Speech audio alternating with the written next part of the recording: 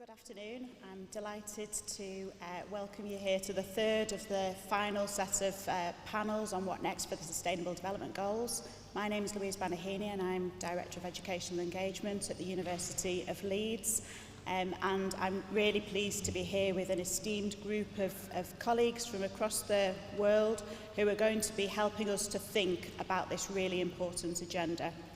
So I'm going to start by asking each of our panellists to introduce themselves and really give a brief overview of their journey and their own perspectives on the Sustainable Development Goals and what that means for us. And I am going to ask Jess to introduce herself first. Hi. Hi, my name is Dr. Jessica Hope. I'm a lecturer in Sustainable Development at the University of St Andrews up in Scotland. And I guess I've got two main entry points into thinking about the SDGs and life beyond the SDGs. And the first is that my background is critical development studies. So I'm less interested in sustainable development and Agenda 2030 as a kind of normative agenda, and much more interested in how they're actually being operationalized. And in that kind of term development, you know, how it's actually being defined and being made real. And in my research, which is in the Western Amazon in Latin America, I've been thinking a lot about the sort of global uptake of infrastructure-led development. There's a real shift in how development is understood, that basically countries and communities need basic infrastructure and better infrastructure in order to achieve development goals, including the SDGs. Now, post-COVID, that makes a lot of sense. You know, access to healthcare, schooling, all those kinds of things. But really, in Latin America and in other places as well, that infrastructure is road building. So although in the high-level documents around the Sustainable Development Goals, they talk about green infrastructure, renewable technologies, actually in the voluntary country reports of Bolivia, Ecuador, Peru, they're reporting massive new transport infrastructure and roads, cutting through the Amazon, deforesting the Amazon, and entangling the Sustainable Development Goals with fossil fuel extraction, large-scale agribusiness. And this infrastructure is one of the goals of the SDGs, SDG 9 for industry, innovation and infrastructure. And there's a big meeting, the high-level platform meeting at the end of this month, and they're reporting about where they're up to with the SDGs. And the report opens by saying we're doing badly, we need to do more, you know, climate change is intensifying, biodiversity loss is intensifying. The data is patchy, they recognise that, but where they have the data, the goal that they're best on is SDG 9. So I think when it comes to thinking about sustainable development, I think older critiques still hold, and one of them is that it's an oxymoron, that the way that mainstream development is defined and practiced is just not sustainable. And then my second entry point is through decolonial politics. Now, I want to start by saying that I am a white Scottish academic at St Andrews, so I think I engage with this carefully and in different ways. So the first is through the university. We are doing a lot to respond to student-led campaigns around why is my curriculum so white, and also Black Lives Matter campaigns across the UK and North America. So we are doing a lot to think about our course lists, our reading lists, whose science we use, whose concepts we use, and also trying to work towards diversifying staff and student bodies. But in my research, I engage with specific decolonising agendas from mainly indigenous territorial movements in Bolivia, Peru and Ecuador, who for them the kind of colonial experience and legacies of colonialism is being challenged through movements for land, territorial autonomy and also indigenous governments. And I also engage with it through working with Latin American theories around decoloniality. So people like Walter Mignolo, Catherine Walsh, Arturo Escobar. And one of the concepts I think is useful in their writing for thinking about the SDGs is the idea of the pluriverse. So a lot of this thinking is pushing us to think that there are multiple worlds, plural worlds, and that part of various decolonial agendas is about thinking the world differently. And in thinking the world differently, you make the world differently.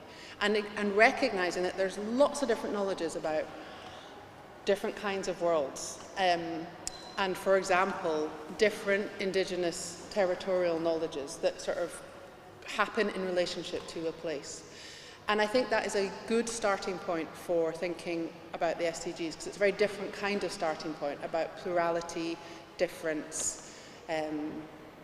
Yeah, it challenges, I think, the SDGs. It's a challenge. I don't think it can be incorporated easily. It's not a new goal. It's a challenge to the whole project. Right, I shall stop there. Thank you. My name is Henrik Sætra. I'm an associate professor at Østfold University College in Norway. I am a political scientist, or at least I used to be one. I don't know anymore what people would call me, as I do a lot of kind of philosophy and ethics of technology and sustainable development and environmental ethics in ways that kind of takes me a bit away from kind of the specialized political scientists, I guess. I did a course on politics in the environment back in 15 years ago, I think. That was kind of my first introduction to it, when I introduced my students to these topics, based on my own interest in RNS and deep ecology and environmental ethics and these kinds of concerns, which was really interesting for me. Later on, it developed into technology, which I'll go back to. But I also want to mention that I've been in consulting and in KPMG and in doing sustainability strategy reporting and consulting and these sorts of things for a couple of years as well. And that's really interesting in kind of seeing how the SDGs really kind of are picked up out there in good ways, and sometimes superficial ways, and sometimes problematic ways, but still kind of seeing it from that side has been really interesting for me. But technology is kind of my main focus here, I think, and all sorts of technology, the basic forms of technology, not just the latest AI, because we can see that all four sorts of technology has kind of led us where we are today: agricultural technology, all sort of basic technologies. But they're also the cause of the problems that we see facing, kind of both social problems and environmental problems and inequality-related problems. So we have this kind of dilemma that we need technology to solve all problems now, but they're also the cause of the problem. So what sort of technology, when and how can we kind of figure out how to gain social control over technology and kind of figure out how to shape technology and use the technology we want to, and kind of gain back, I would say, technology, kind of the control of technology, because now I think it's mainly in the hands of private interests and private corporations and not really under social or political control in a meaningful way. And that makes technology problematic in a sense, because it has good potential, but it also has kind of a problematic potential in terms of sustainable development. Kind of the provocation, I think, is interesting as well, because now we're halfway on the SDGs, and they've been really interesting and really kind of people pick up on them and use them really actively. And I think it's really interesting to also ask today kind of what happens once we now halfway ask what comes after the SDGs, because these are kind of really heavy stretch goals, and we're not even close to kind of achieving any of them. So we're not on track to achieving any of the SDGs right now. But people are still kind of there and they kind of want to work towards them. But what happens once we kind of open the door to saying the SDGs, they're done in 2030. What comes after, we don't know, something new. Kind of what happens then to the motivation and how we work with the SDGs. I think that's a really interesting aspect to kind of work on as well.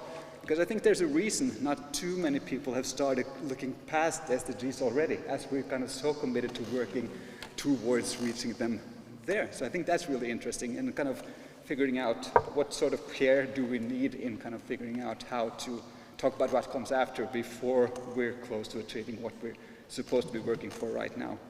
And I think it's kind of, it's not a necessity that we get a new set of SDGs, I think. We had none, then we get the MDGs, and then we got SDGs. So there's not really any precedent, so we don't really know what comes after. So I think it's really interesting to kind of see kind of what happens after this. Even if we have had calls, of course, for kind of what comes after and prolonging them and kind of getting new ones. But I think it's really interesting to discuss this today, so that's me. Or they have their mic.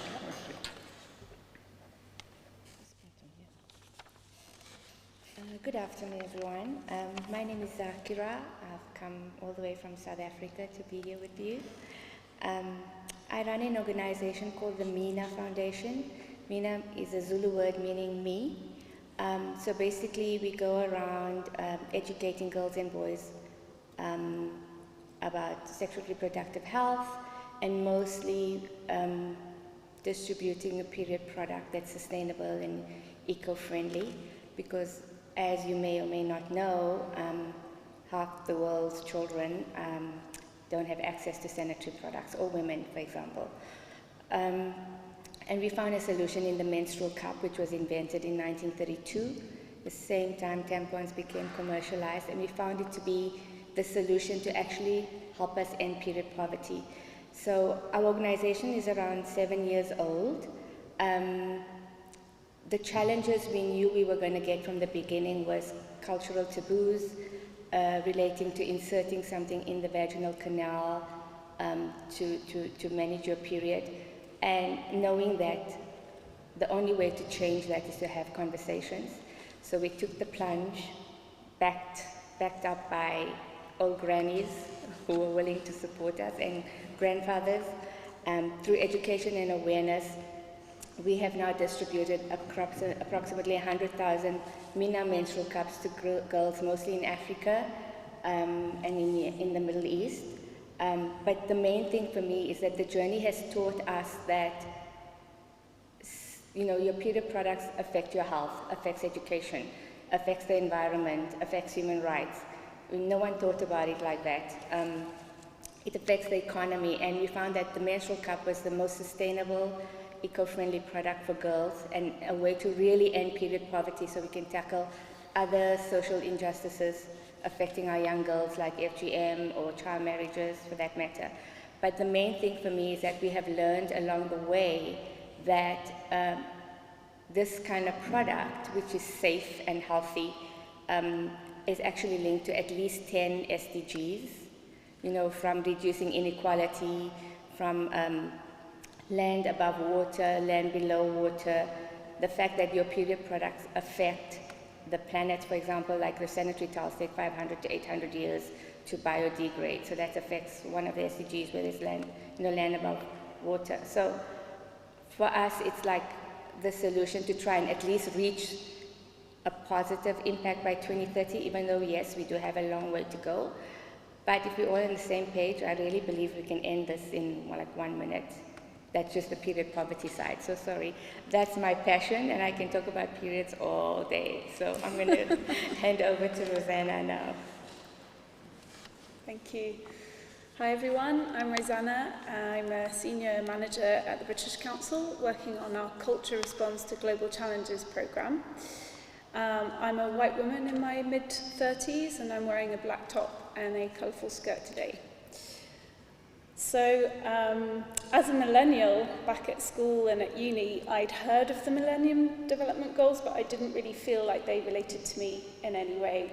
They were happening to people in faraway places who really needed support and help because they had no food, no clear running water. This was my perception at the time. Where basic needs were the focus in line with Maslow's hierarchy of needs. So they felt very far from me and my goals of learning languages, making music, travelling, and working in European institutions. So fast forward to 2015, when the SDGs were launched, and I just started working at the British Council, which is the UK's international organisation for cultural relations and educational opportunities. And I was really surprised that these SDGs were suddenly not just for an international development context, they were for all the countries that had signed up to them, including the UK. And they were holistic. They were looking at the economy, society, the environment, and they were for everybody. So leave no one behind was the big slogan. But at the same time, there was very little mention of cultural diversity, of our heritage, of our identities and place, of human rights, of creativity, and I felt that culture was basically largely missing from these SDGs. I still didn't quite see myself in them. So through research and analysis of different policies and practice, we published the Missing Pillar report, which highlighted how we needed to bridge that gap between culture in the widest sense and development. And we found that there's a problem of language, so Jess sort of mentioned that as well, of conceptualizing what we mean by development and how to make that relevant to everybody, including artists, including practitioners and communities and young people, how to engage those people in a process rather than an end goal that is going to be transformational. and how to tell those really impactful stories to make some kind of influence on policies and processes and systems. And we weren't on our own. There was UNESCO, there was a big coalition of cultural actors who were lobbying for a culture goal. But this hasn't transpired, and I think the question that we're asking today, what comes after the SDGs, how can we turn things around between now and 2030? They're very linked, because for us to have a fighting chance to achieve them, and quite frankly address the wider issue of saving humanity and life on Earth today, which is what is happening, what is needed, then we really need to rethink our systems and how we engage with each other and the world around us. And the debate has already started. So in September, UNESCO organised a conference called Mondiacult, and they recognised culture as a global public good. They've also carried on lobbying for that culture goal, and in the UN, in their SDG summit that's coming up in September, they're going to be presenting a rescue plan for people and planet. And in there, they're calling for culture to be recognised as a critical enabler and driver of SDG progress. So we're seeing a change, and the British Council's gone back to our research. We're doing a second phase that will be published in the fall. So in October, Missing Pillar 2 is the working title. And we're exploring those wider benefits of cultural initiatives beyond the SDGs. So not just focusing on how do we contribute to the SDGs, but what is development and what is the role of arts and culture, and how can we reimagine a different way of changing the world around us so that it is more around mutuality, around solidarity, trust, understanding, and that's going to preserve the people on Earth and also the planet. So I'll stop there. Great, thank you. So there's some really interesting perspectives there, thinking particularly about the value of lived experiences and recognising the importance of the emerging landscape that's coming through. And also, I suppose, reflecting on that at a micro and a macro level. I wonder if our panellists have comments or questions for one another. Jess? Thanks. Well, I've got a quick question for all of you, just because of your work with KPMG and then your work within organisations, which is, rather than just thinking about, how your work contributes to the SDGs, how does sort of signing up to the SDGs change your organisations? Like, has it transformed the way you work? Or if the British Council really does sign up, in another 5 years, how might that change your organisation? My second question is a bit harder. It's for you, I'm sorry. I was just listening to you talk, and I was thinking, in Latin America, where I've done most of my research, and in places like Bolivia is an amazing, amazing place to visit, and also it's a really important place for negotiating trajectories of sustainability, because they have massive fossil fuel energy extraction backed by the state. But they also have a plurinational state, so a majority indigenous population, multiple different indigenous governments, and a kind of big decolonising agenda, but also this history of radical engagement with development, namely rejecting development as a terrible imported concept, too linear, too focused on progress, and thinking instead about alternatives to development. One of the big concepts that I'm sure a lot of you will have heard of is bien vivir, or vivir bien in Bolivia, the idea of a good life, that we should not be thinking about development. Whether that's sustainable development or global development, we should be thinking differently. We should be not thinking about progress, but thinking about a good life where we are, harmoniously within communities. There are overlaps with degrowth. So when I was hearing you talk, I was thinking, is it the work of arts and culture? Maybe the work, part of this is a reimagining. We need work to reimagine what the world might be like away from development. I think there's so much uncertainty about what that could be collectively. So I was sort of going to suggest, is it the work of arts and culture to get behind development, or to think about beyond development? Thanks for that question. So I'll start with the second one, and I'll come back to your first one. I think there's misconception when we use the words arts and culture that we're talking about the sector, and the artists in the cultural sector should address the SDGs, and the arts and culture is the solution to development. That's not what I mean when I talk about culture within the context of sustainable development. I think I am more on the lines around reimagining a system that works for everyone, that is going to be transformational, that is based on local contexts and people-centered approaches. So one of our projects called Cultural Heritage for Inclusive Growth has really worked with communities, including indigenous communities in Colombia, to understand their contexts, to appreciate and value the heritage and the traditions and ways of living that they have, and work out what do they need to be sustainable, rather than this model of growth and progress and development in that sense, but really going back to the basics of who we are as people, where we've come from, and where do we need to get to survive and to thrive, but not in a way that is going to penalize other aspects of our life. And I think that holistic approach is really, really key. So artists and cultural actors also, they are interested in these things. It's not a new concept that we're sort of parachuting down onto them of, have you thought about development, and do you know about these SDGs things? A lot of them are already doing this amazing practice on the ground. They're just not calling it SDGs or development. And I don't think that there's necessarily a problem with that. The issue is that those stories and those approaches that are more human-centered and that are more based on people's cultures and lived experiences are not being told across other sectors and up to policymakers.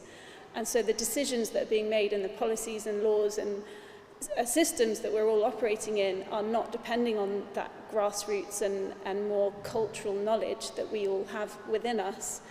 And it's coming from a much more economical model, political model, that is based on power and extraction and oppression, actually. So I think we're very much on the same lines on that. And then in terms of British Council, there has been a push to include the SDGs in the ways that we evaluate. One of the recommendations in the missing pillar was to focus on climate change and sustainability, and we developed a whole program called the Climate Connection, mainly driven by COP26 being hosted in Glasgow and wanting to be the most inclusive COP ever. So looking at how education and culture can play a role in that. And that work has continued through creative commissions and other projects. So there has been a shift and a focus, I'd say, since 2015 up until now. But we see it as a framework. We're not evaluating against it and reporting to government on SDGs particularly. We're more seeing it as goals that speak to the work that we do on cultural relations and that are useful to frame the work that we do. I could say a bit about how it's kind of perceived in kind of the political world and the corporate world. As a consultant, I mainly work with others, so I'll speak more about how our clients work with the SDGs. And I think it's important to note that there's kind of this carrot approach to sustainability and the stick approach to sustainability, and they're both kind of important and interesting, I think. I think there's a danger, and a real danger, and it's happening, that people are just putting the SDGs up on their websites because it looks good, and they're communicating that they're committed to some greater good without that resulting in or translating into action of any kind, really. So I think that's kind of, for many companies, that's kind of a huge, that's the problem for the SDGs, because it kind of diminishes the value of the SDGs, because it dilutes them, because people see them everywhere, and people kind of translate them into just kind of the headlines, kind of no poverty, equality, education, and if you do something related to this, you're doing the SDGs. So people see that kind of connection with kind of lack of action, and I think that kind of dilutes the SDGs for a lot of companies. But some people are doing good work on them, of course, but I think that translates more to using the SDGs to kind of spotlight what they're doing or could be doing, or to communicate how they're doing already kind of relevant stuff and communicating it in an effective way. Because I think what's really relevant and what really drives action for most companies are things like kind of the CSR, Corporate Social Sustainability Reporting Directive from the EU, EU taxonomy, sustainable finance, kind of incentives that really kind of rewards action on company sides to kind of do things more sustainably and report on things. So kind of the stick side is really effective, and the carrot side of kind of doing good, everyone thinks and says that they need to do this in order to success in the kind of marketplace tomorrow, because that's kind of where we're heading. But that's uncertain and that's long term. So I think that kind of makes it difficult both for corporations and for politicians to really take necessary action. I think that's why we're lagging behind on all senses. And I don't think the SDGs are concrete enough in the targets to kind of drive really effective action on the corporate level, or even on the national political level, at least in Norway and kind of the countries I'm familiar with. So I think it's really heavily being used, but not necessarily in an effective way, and potentially in a way that kind of undermines the whole sustainability and sustainable development goals narrative, which could be really powerful, and is at times really powerful, but is also being undermined by how powerful it is as a communicative and marketing tool. I don't know. I'm just going to speak on my experience with the SDGs and the work that I do. And for me, the journey has taught me that it's very difficult to accept that you have to save the planet, choose between saving a tree and feeding a hungry child. So it's not easy to get to that point of thinking when you are surrounded by hungry children all the time. And you know that going forward, if you can't plant trees or grow vegetables, these same children won't be able to have food again in the future. So it's a mindset change for me, and for me, the fact that half the women menstruate and are using products that kill the planet, I think SDGs has made me more aware, my team more aware, the girls that we've benefited more aware on the impact on climate relating to the period products that we are using.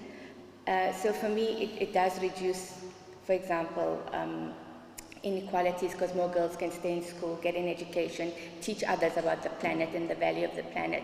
Because when I grew up at school, they told me to conserve water and not litter, but they didn't tell me why.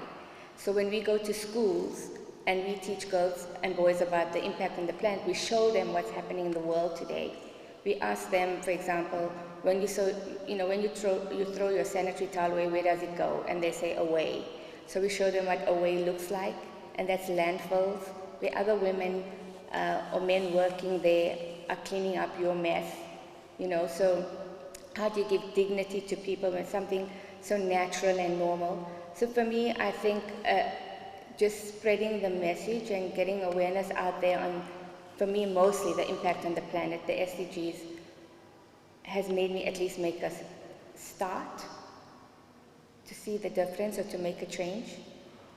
So I know we have a long way to go, but it's given me and my team and all the other girls or whoever we speak to a nudge to try and make this world better for the future, I think.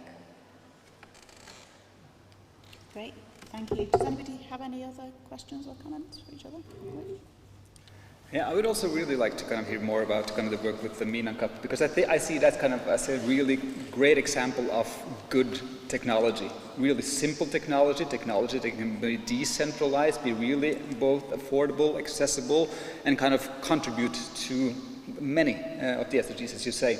But SDGs and Sustainable Development Framework, it's based on growth. It's based on the idea that growth is good and we need growth to solve the social developmental challenges, for example. And that's partially also, I think, why the Sustainable Development Goals is so popular amongst corporations, because they can see we do economic growth, SDG 8, we do innovation and research, SDG 9, so we do good by doing our part as kind of innovating and growing and fueling the economy, right? So I'm also wondering kind of why is this sort of technology, which fits very well with the kind of soft technology, convivial technology, kind of all those kinds of good aspects we take to technology. Why is this not more successful? And do you meet any opposition by those actually profiting from selling much more profitable products that are much less sustainable? So I'm just interested in how that dynamic works. Thank you so much for that lovely So yes. If you ask anyone on my team, they will just give you one word, and that is patriarchy. So we manufacture the menstrual cup locally in South Africa. And 2 years ago, I was visited by authorities telling me that I needed to stop production because I'm producing illegally. Now, I'm a smart woman. I'm a tough cookie. You can't just tell me stuff like that. I know what I'm doing. If I start manufacturing something, I'm sure I did my homework, you know. So when I questioned them and I said, like, why are you here? They said they received some complaints. And I said, from who? And they said, they can't tell me, but I should look at tampon companies. So I know that I'm causing a dent in the market. And this is also, like going to your question of why this technology is so amazing, no one knows about it. And I said earlier that menstrual cups were invented in 1932, the same time tampons became commercialized. It's because if you use one menstrual cup, you will not buy a tampon for 10 years. So no one will be making any money off me. But I'll be healthier, happier, more confident, more smart. So it's basically all about the bottom line and money. Capitalism, basically. So yeah, this is why I do this. I'm basically taking revenge. It cannot happen, not on my watch, especially since I know and I meet girls and women every day that use things like cow dung, for example, when they have their period. You cannot imagine the creative ways girls and women are using, or other menstruators are using to manage their period because they have no access.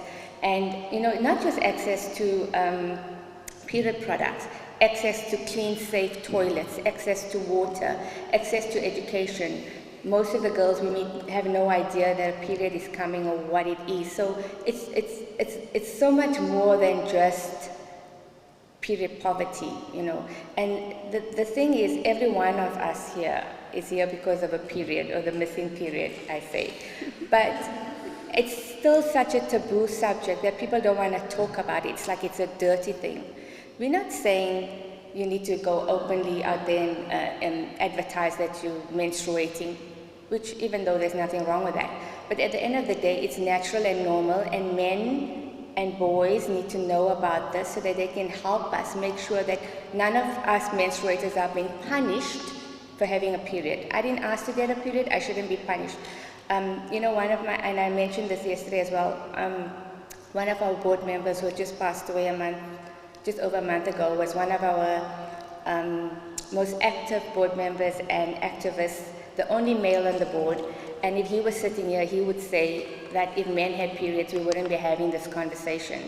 Or period products would be free, or there would be a whole different budget just for research on cramps, for example.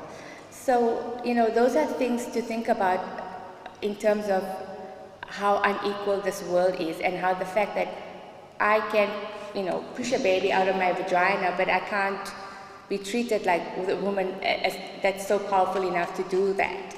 So, in a nutshell, everyone needs to know about other alternative products out there besides the menstrual cup. There are now period panties, there are now reusable pads, so there are many other eco-friendly products out there that are economical and can save you money, can save the planet, and can keep you healthy. So I hope that answers your question.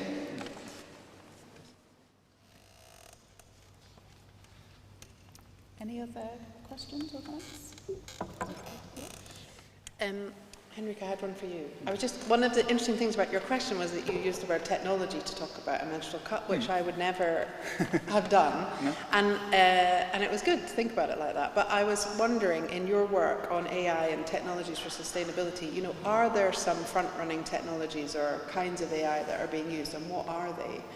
And is there also, I know around sort of climate change, there's such a discourse around that new technologies will solve the climate crisis. Is there a similar thing in sustainable development, that kind of hoodwinking that actually we don't need to change much because technology is going to save us? Yes, definitely. That's a really good question. And I think there's lots of this debate. A lot of the discourse now is about kind of how can we use machine learning and AI to kind of solve the climate crisis. And kind of most existing evidence suggests that it can kind of help contribute to a little bit of kind of what we need to do, but that the major pollutant, the high emitting sectors and the major activities that we're doing, they won't be fixed by AI, at least not likely at all. So kind of it can contribute, but it's a kind of somewhat marginal contribution most likely, and it also has a cost in terms of kind of energy use and in terms of kind of what we use AI for. So I think I don't see AI as the solution for the climate emergency or climate crisis. I think this is a political question. It requires us to restructure how we make things, what we make in our economies and those sorts of things. We can't fix it with technology. And I think that's a major kind of problem with most of AI and the hype around AI today, is that there's a lot of solutionism here. We make some new products and we try to kind of find some way to kind of how can we use this technology to fix our existing problems. And sometimes it could work, but most often it won't really solve the fundamental social, economic, or environmental problems, I think. Most of the kind of uses in front-running technologies, and you have ChatGPT and you have all these kinds of generative AI, for example, today, I don't see that as making much of a dent in kind of the SDGs, for example. And also kind of many of those that use, for example, AI, as to say, that kind of we do quality education because we have this kind of AI tutor, for example, those sorts of things. It really requires a strong infrastructure, kind of competence in terms of using it and all those sorts of things. So many of the people that use the SDGs to say that kind of we use AI for quality education and those sorts of things, it's for those already privileged. They will get improved education, better education. Most of the kind of one laptop per child, most those initiatives kind of based on using technology to kind of solve everything, it's really kind of, it hasn't proved out, hasn't really turned out very good yet, at least. So I think kind of technology has a tendency to kind of promote inequalities more so than to fix inequalities. At least the kind of big technologies coming from private corporations today, and what we see kind of the cutting edge of AI, for example, I don't see that as solving sustainability related issues, at least not kind of as a blanket statement. Of course it could contribute to some things, but still we need to kind of figure out that it will also entail a lot of economic consequences that aren't necessarily good, and distributional effects that aren't necessarily good, and power effects that aren't necessarily good, and culture, for example, appropriation of culture and kind of spitting it out in new forms and kind of taking ownership of existing works into these new large-scale models by scraping everything that's out there, for example, all those kinds of problems. It contributes, as I see it, more often to kind of concentration of both power and capital than to a democratization or more sustainable development. But I'm really interested in hearing how others see this. And I don't want to be kind of a doomer, kind of totally, but still kind of there's a lot of problems in how these new technologies are being used, I think.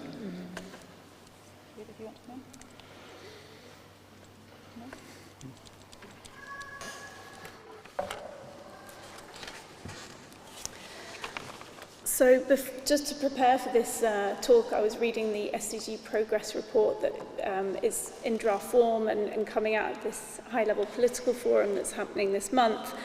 And one of the provocations was that the lack of progress that we're seeing is a direct result of global injustices that go back hundreds of years but are still playing out today. And I think your example, Jess, in Bolivia kind of plays to that notion of who's setting those rules and how are they being put into place. And I do feel that there's a shift from sustainability and progress and growth towards these models of degrowth, but at the same time we have a huge advancement in science and tech that could exacerbate any efforts to try and have that degrowth or regeneration at the heart of the way that we manage ourselves. So I guess the question back to anyone on the panel really is, how do we get that balance between progress in advancements that could help us in the long term if we took things holistically, looking at the environment, society, economy, well-being, health, all of those aspects together, without penalising ourselves in the end, shooting ourselves in the foot. which we've been doing for years.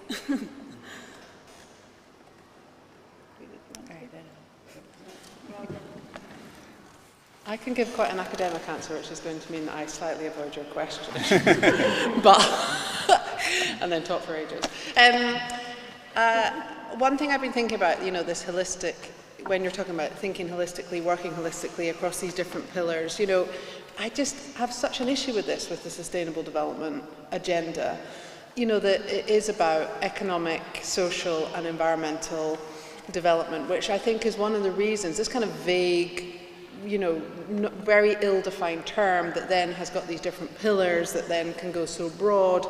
I do think it, just to sort of add a bit of a provocation, causes a massive issue. It means that big companies like Shell can be working on the Sustainable Development Goals because they work on gender rights or labour rules. It means that people can kind of chip in without any actual kind of identification of who are the biggest polluters, where are some of the environmental challenges coming from.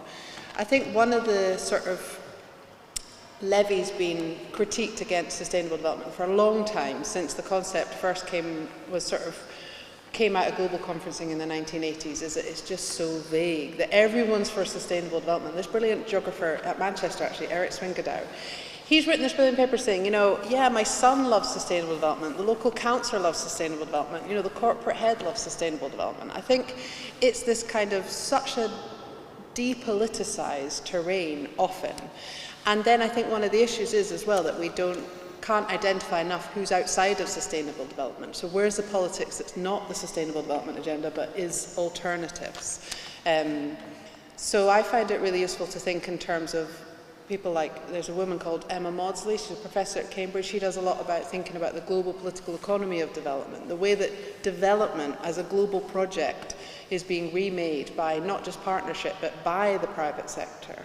And so some of that stuff, I think, helps me to kind of draw some lines around what is sustainable development, what are the SDGs, what isn't. So it isn't really answering your main question, but just the more we're talking, the more I'm trying to think about where some of these terms are coming in and how to kind of, how I define them when I'm thinking about it.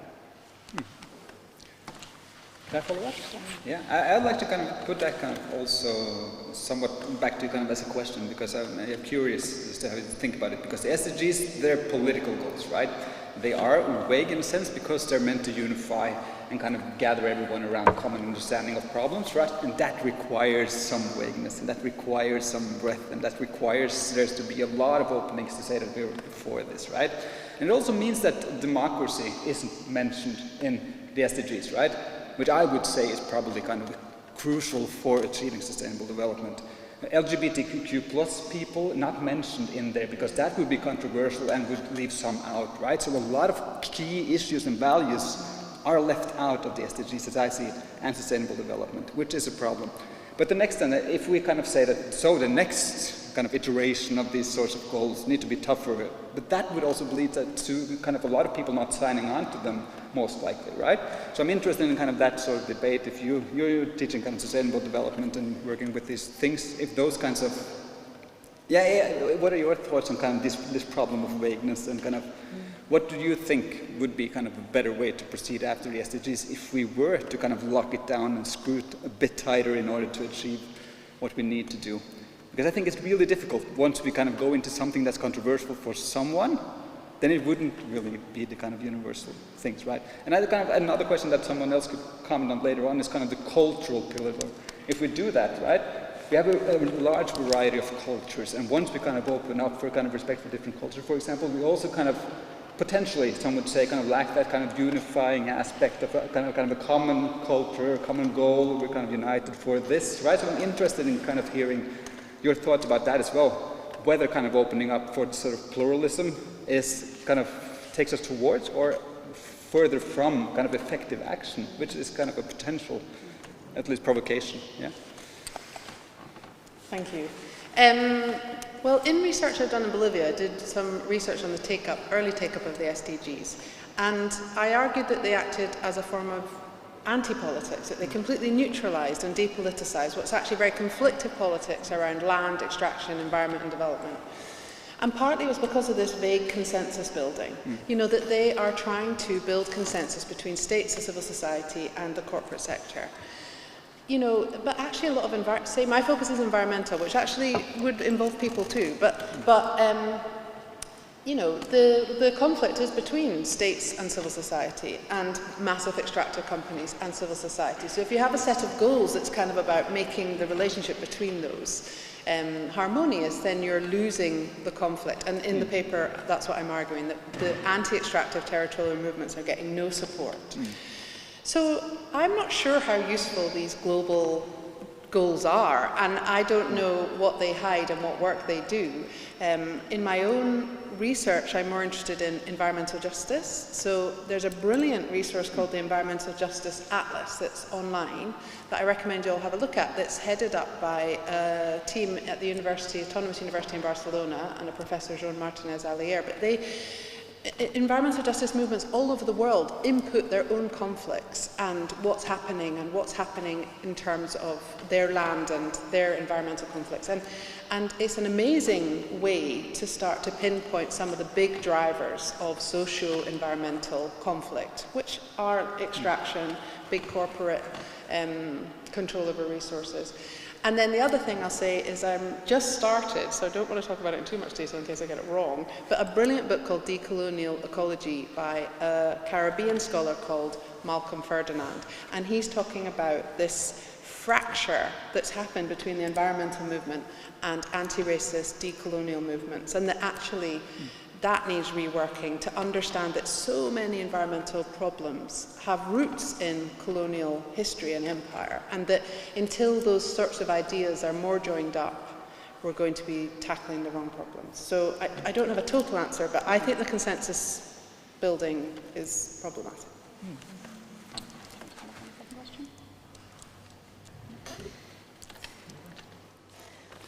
Yeah, I think this notion of universality versus pluralism is a big question that we're all asking ourselves for the future of the SDGs. You know, do we stay at this large-scale, all-encompassing model that everyone can identify with in some way, or do we appreciate that actually to achieve that development, it's not going to be at that national, international level? It's the actors on the ground, it's the private sector as well as civil society that are actually delivering on those goals. And so you actually mentioned that there's a lack of action, but that action is happening. It's just maybe it's not being reported the way that they want us to report on it with the indicators and targets that they have set. And I think it's really interesting that in the SDG report, they were saying only 12% are on track, and that more than half are moderately or severely off track, and some 30% have either seen no movement or a decline from the baseline that was set.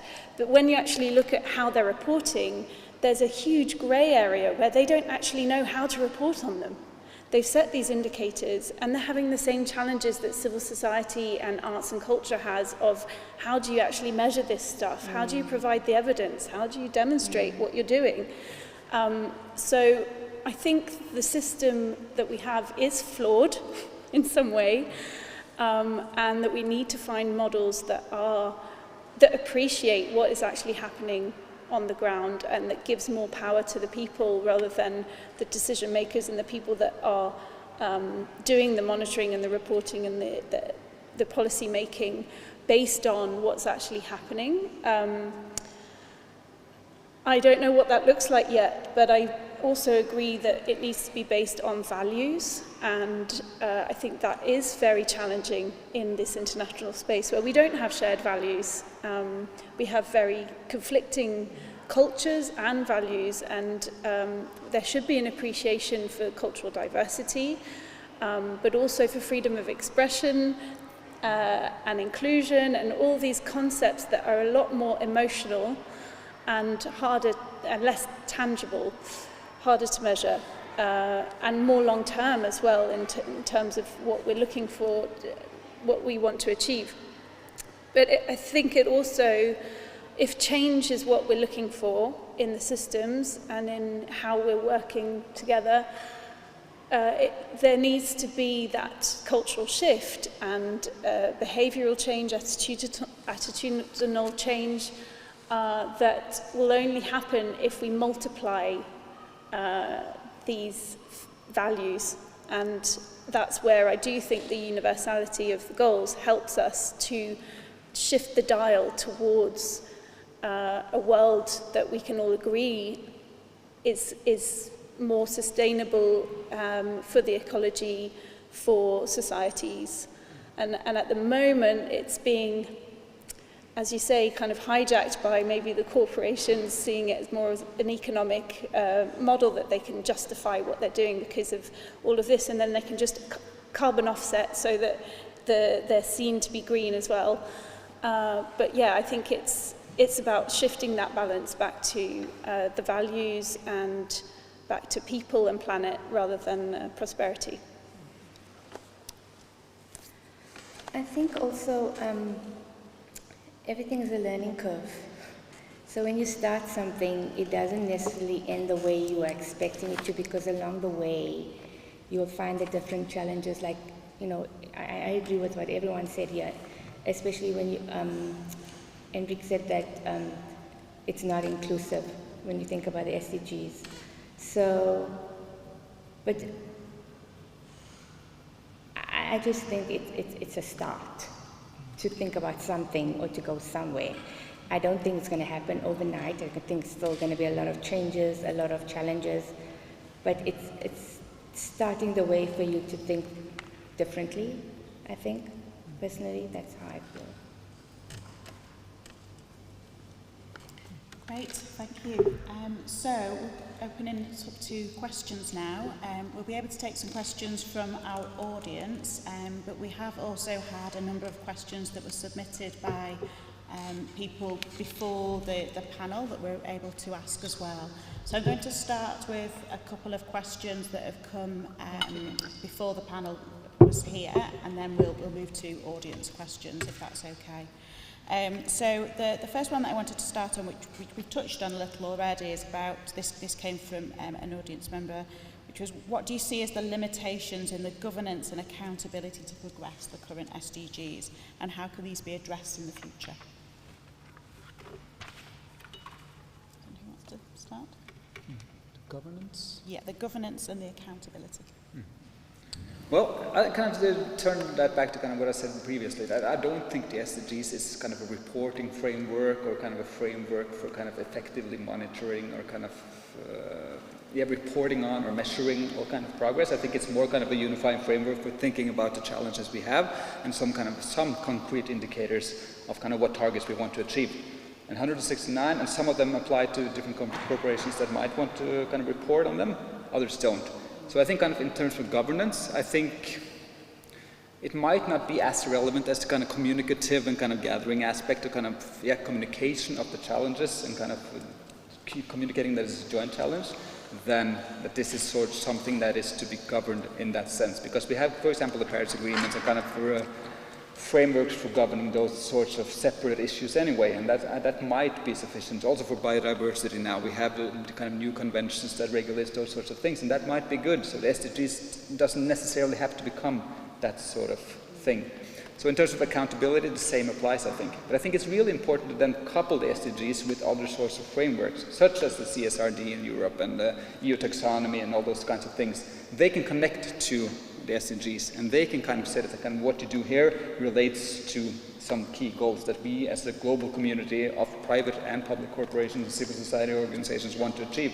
So we could connect those kind of really kind of stricter governance and accountability frameworks to the SDGs. And I think that might be more beneficial than turning the SDGs into a reporting framework, because I think that would probably just diminish their value for some and make those problems related to kind of measuring and kind of doing the quantitative approach to SDGs even more kind of detrimental to them, potentially. I don't know.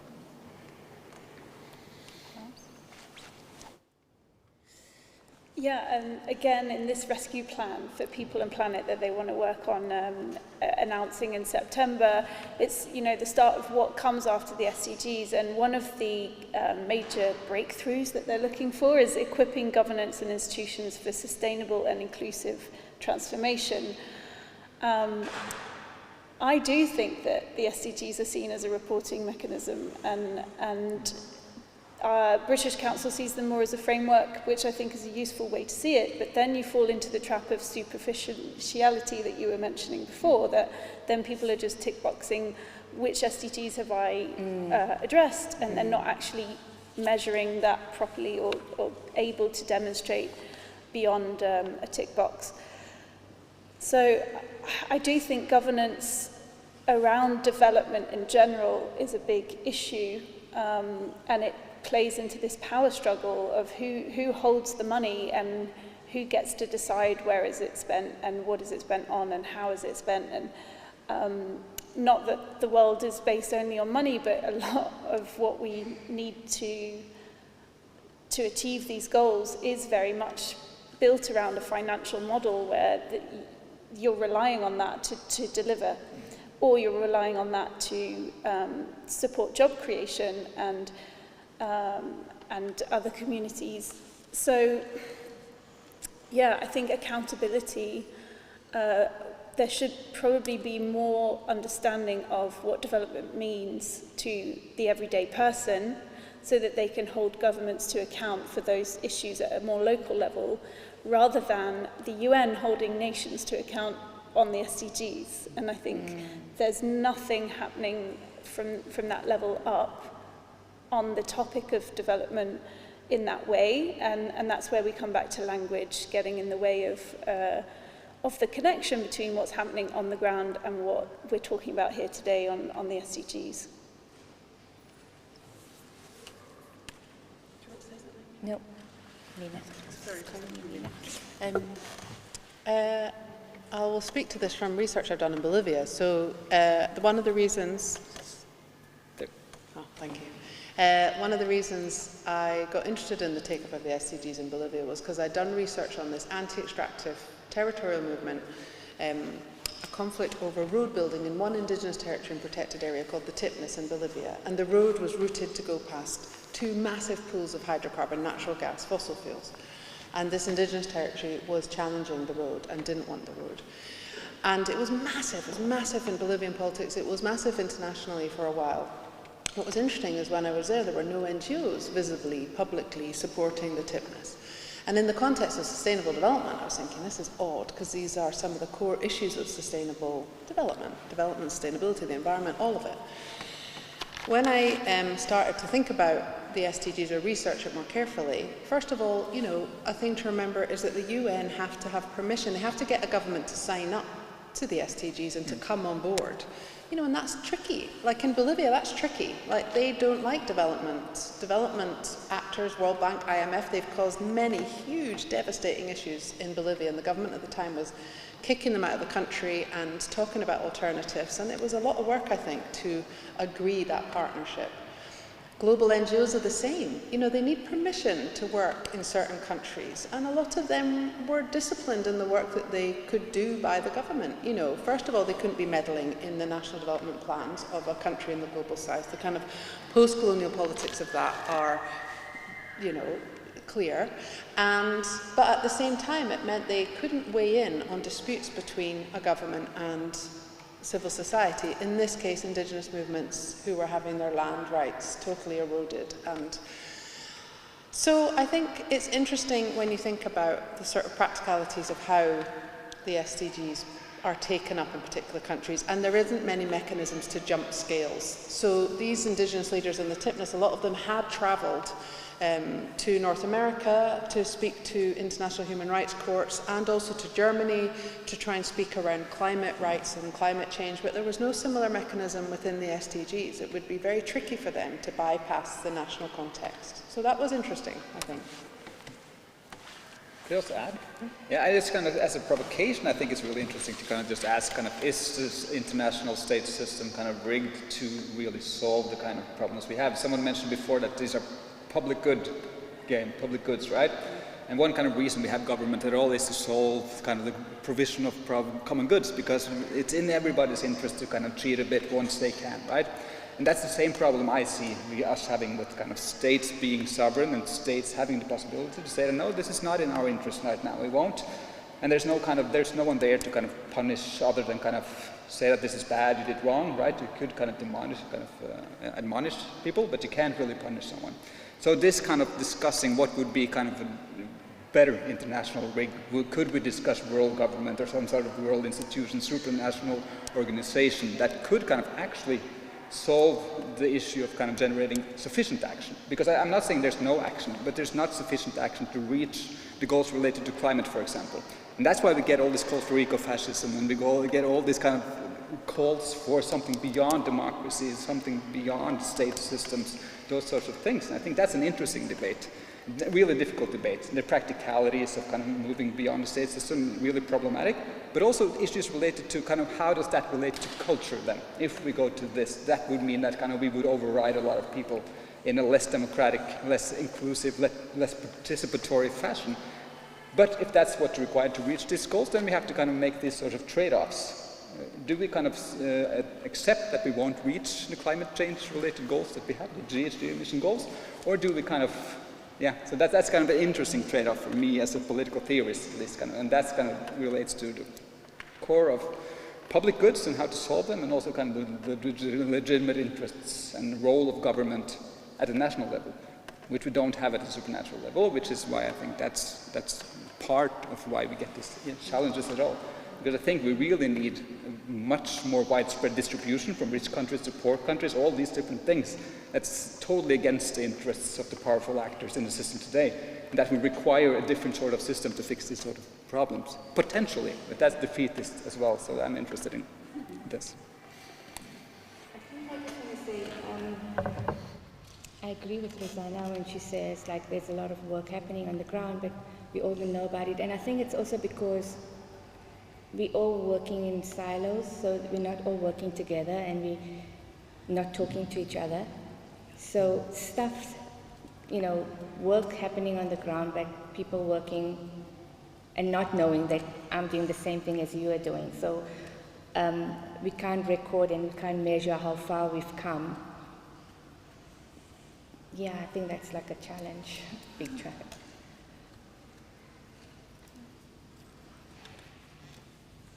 Thank you. And a second question, if I may.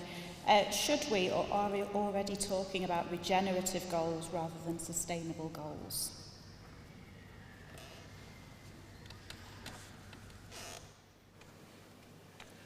I could start if you want to.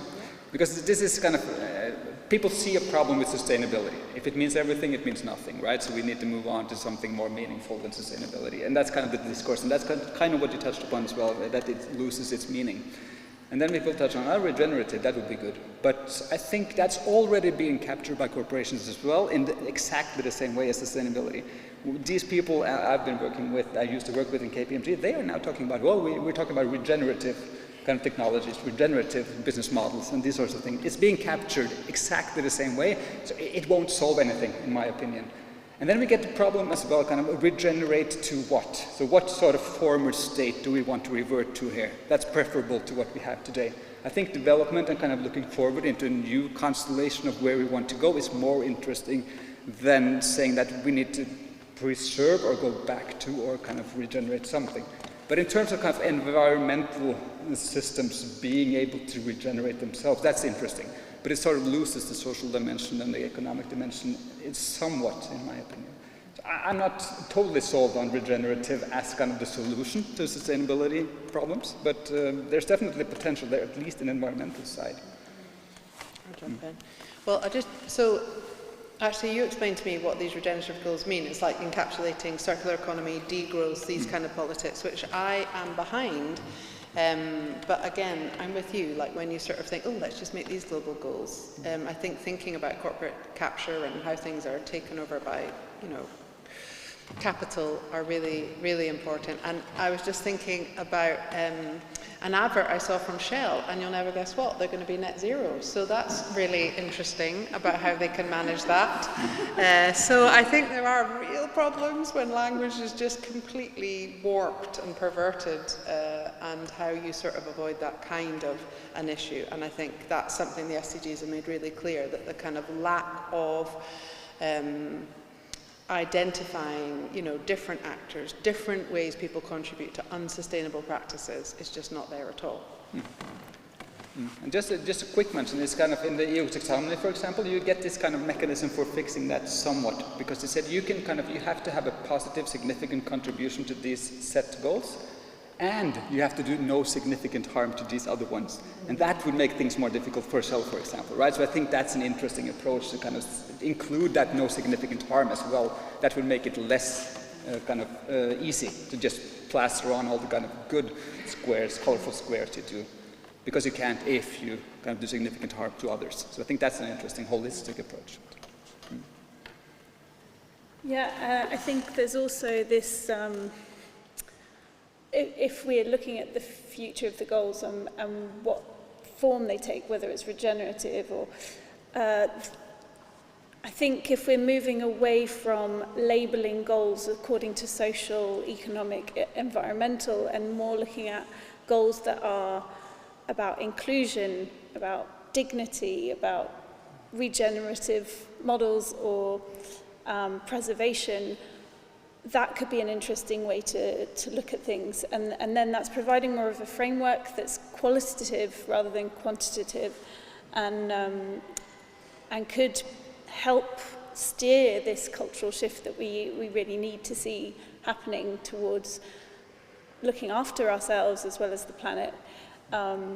So it's pushing people more, and nations who would have to sign up to consider these things, these values that transcend those sectors and encourage more cross-sectoral activity between people.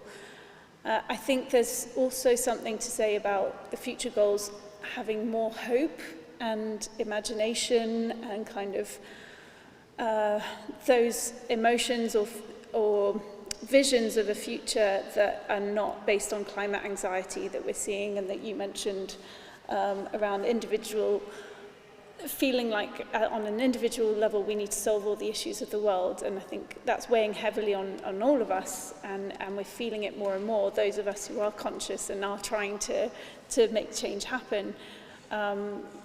So maybe building in also positivity to make this happen and vision so that it doesn't feel all doom and gloom. And I feel that the narrative at the moment is very negative, and I don't see the bright future that we're all promised. So the summit of the future that will be coming next year hopefully will sort of pick things up again and make us see what is possible. What is within the realms of possibility, and that's where creativity and innovation can come together beautifully, because there are so many incredible creative models, creative ways of thinking about things that are being lost at the moment because artists and creatives and don't have a seat at the table, and they're not being heard, and they're not included in anything that's not arts and culture. And this is where I really feel that divide between the arts and cultural sector versus this cultural approach to development. That's where the division is, and that's what needs to come into fruition in the future goals. Can I say one quick thing? As you were talking, I was just thinking about degrowth, and it's a movement I'm interested in, and a set of ideas I think are important for here. And I think one of the issues about regenerative goals as global goals would be trying to say to certain other economies or countries in the global south, okay, now it's time to degrow. And there are already huge tensions around sort of speaking about economic growth or forms of development from the global north. So then I'm thinking, okay, so maybe to pick up on what you were saying, this kind of is a start, it's a learning curve. Maybe the point of the SDGs is to nudge us in the global north to think, oh, the world isn't developing, and we're not this pinnacle of development, and COVID definitely showed that in loads of ways. And then maybe the next set of goals need to be like, okay, so the next set of goals aren't global at all, they're for the global north, and they're about degrowth. And, maybe that needs to happen, like this upside down pinging of where change needs to happen, because loads of environmental issues and economic issues are from here. Great, thank you. So I'd like to open it up to the audience now and ask if anybody has any questions in the audience. One there.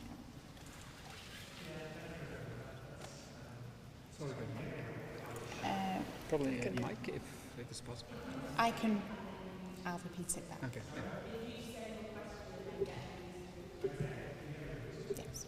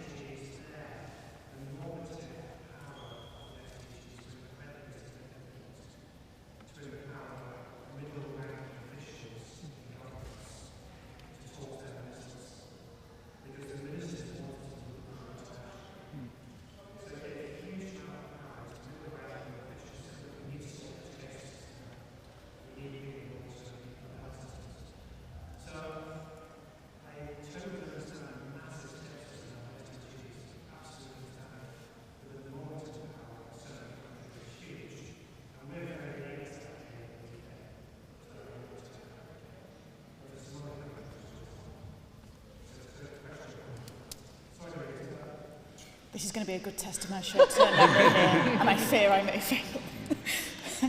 So the first question was around that local and very positive outlook on the impact of the SDGs versus the global work felt more pessimistic, and how we reconcile the two. Does anybody want to take that one first of all?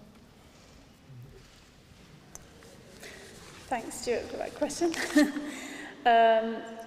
I think it goes back to what I was talking about in terms of storytelling and making sure that what is happening at a local level is sort of filtering up, but also enabling people to have more seats at the table, to be part of decision making, to be part of setting standards. But that will only happen if we start working more cross-sectorally, and it goes back to the silos that we've created. You know, you could have a big conference about all the local incredible things that are happening, but if no one there from other sectors or from other levels of the power structures that we have is there to listen, we're talking to ourselves, and that happens over and time again. So yeah, I think that that's what is hindering this local global connection, but the work that we're doing in the British Council is trying to make those connections as much as possible. So telling those stories and connecting the policy level with the research and the practice, and trying to advocate essentially for arts and culture to be part of the debate around sustainable development. Well, I agree, it is amazing to hear about your project, and I think it's just brilliant to have space to hear about things that are brilliant and exciting and motivating, but not necessarily global versus local. I think we should be a bit careful about that kind of division. You know, you work in a global context, you manufacture, you work all over the place. You know, I've talked a lot about indigenous territories. I think there's a tendency to think that they would be local, place-based, outside of capitalism, and it's not the case. You know, the indigenous leaders and communities that I have done research with or within, they're on the front lines of global extractive frontiers. They are negotiating global capital in a way that I never do in my life as an academic. And so I think maybe that global-local distinction, maybe it's more about what we hear, how we hear, what we need to include, and maybe again taking back to this idea of how you imagine better futures, how you kind of open up space for thinking about that, rather than it being that, you know, local is good and global is different.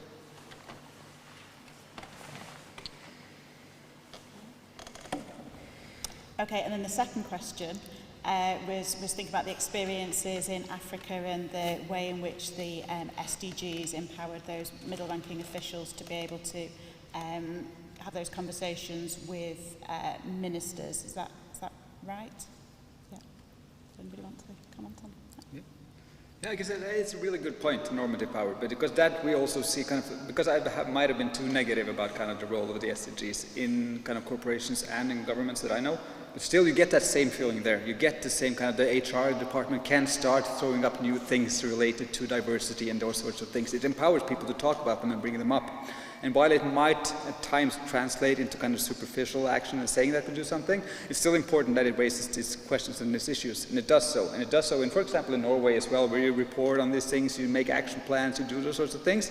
And at times, those are kind of quite superficial kind of gatherings of things they already do in a new action plan, but at times it also kind of takes things forward. So I definitely think there's really important aspect of the SDGs that it has the normative power it has. We talk about it, and that's why I think it's important, even if we don't, it's not a good framework for kind of reporting or accountability, all those things. That's why I think it's still important, because everybody used them and they talk about the same thing and they talk about the same goals.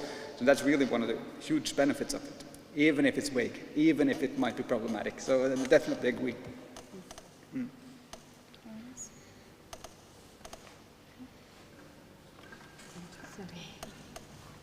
Yeah, I think, I mean, speaking about ministers or deputy ministers, I think, like I said in the beginning, it gives them a push to, I mean, last week I was attending a meeting of a committee, a task team that I belong to back home with government officials, and the topic, I belong to the WASH task team, and for me, I think it's just giving them a push to give clean water to areas where there's no water at all. And I think the SDGs, because that's all they were talking about, so they need to meet their target. So, I mean, in the 20 odd years of democracy that we have, new democracy in South Africa, there are areas where there's no water, which is totally unacceptable. So if this is going to sort of speed it up a little bit, even though it's taking forever, then even if it's just for brownie points, it doesn't matter. You know, it's going to benefit the people that need it. So, yeah, I think it's just, like I say, giving you a push to do something that should have happened already. You know, but starting that process. And that's just from my own experience of what I'm finding out on my own, you know, from attending meetings and pretending to be very important.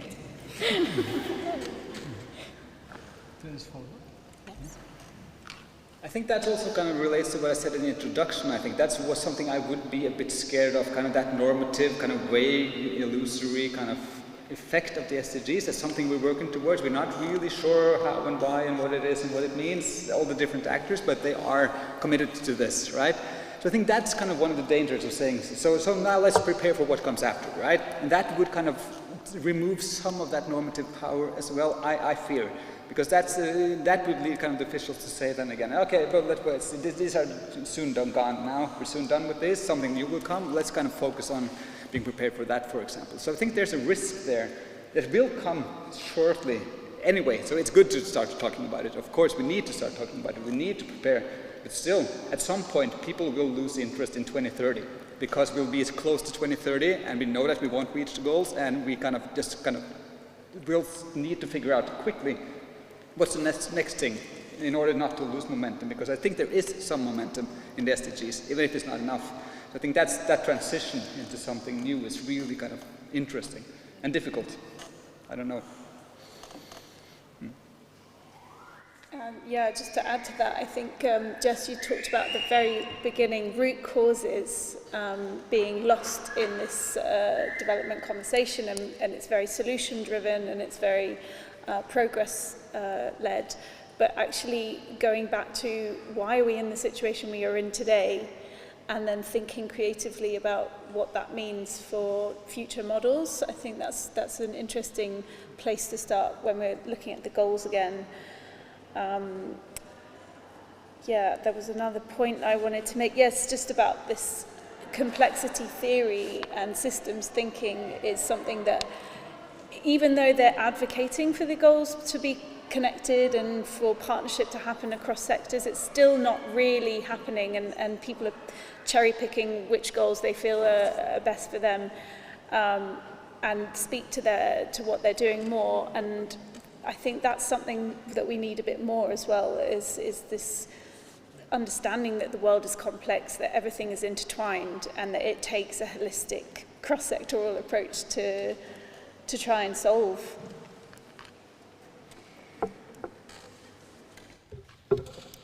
Okay, we are almost out of time. We have 5 minutes for very brief reflections.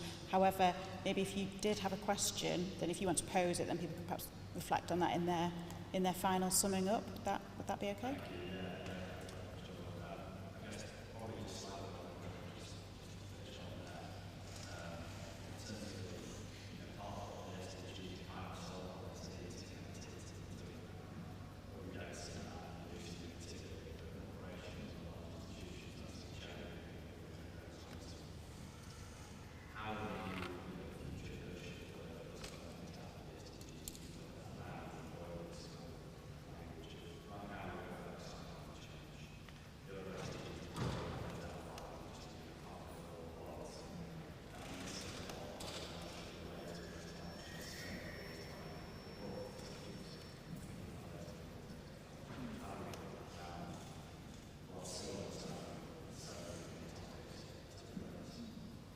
Thank you.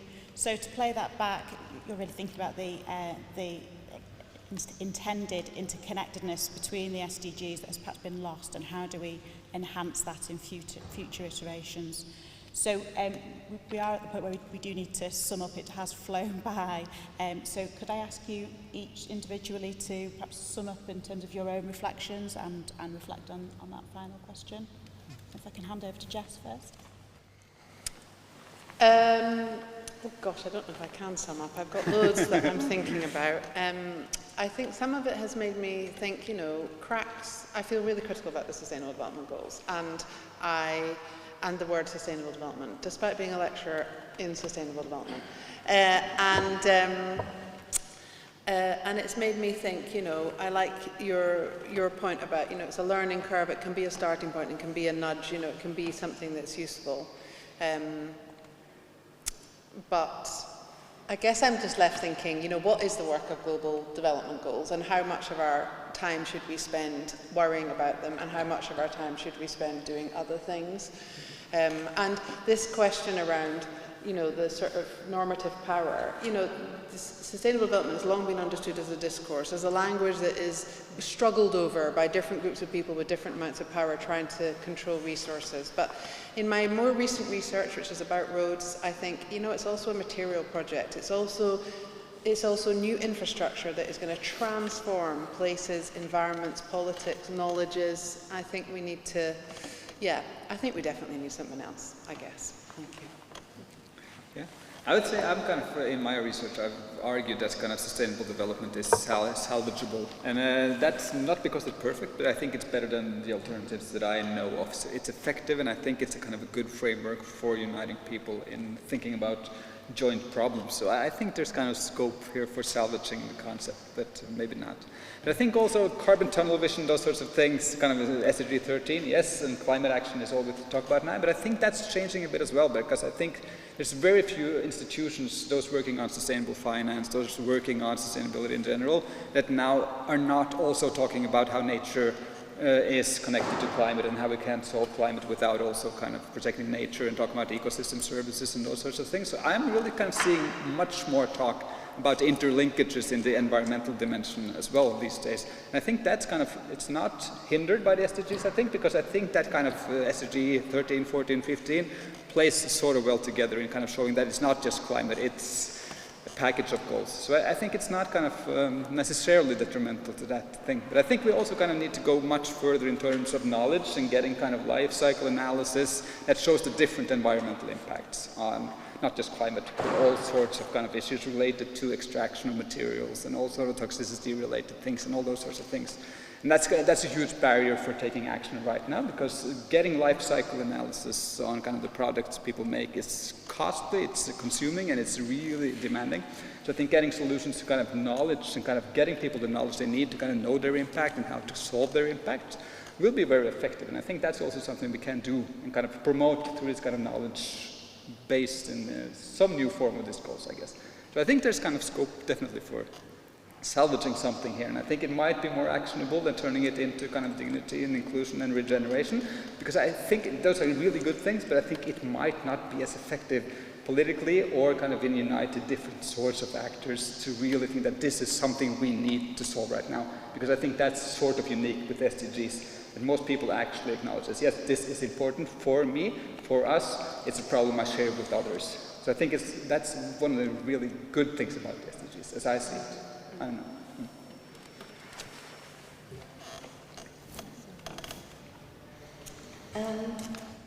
Yeah, I think I agree with Henrik, but for me personally, when I think about the work that I do, I find the SDG was sort of, a framework, a guide, but